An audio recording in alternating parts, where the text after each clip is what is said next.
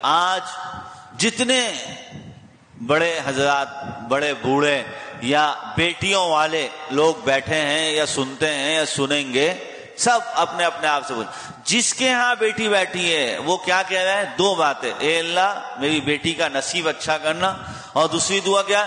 مجھے اس فرض سے ادائیگی عطا فرمانا، مجھے اس فرض سے سبک دوش فرمانا کہ میں اس فرض کو ادا کر دوں۔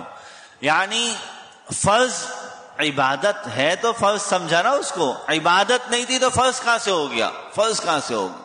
جس اس کو سم سے یا جس طرف سے بھی اگر ہم شادی اور بیاہ کو اپنے اسلام اور مسلمانوں میں دیکھیں تو مضبوط سے مضبوط یہ نظریہ اور یہ عقیدہ ہوتا چلا جائے گا کہ شادی ایک عبادت ہے، شادی ایک عبادت ہے، شادی ایک عبادت ہے، یہ مضبوط ہوتا چلا جائے گا نظر۔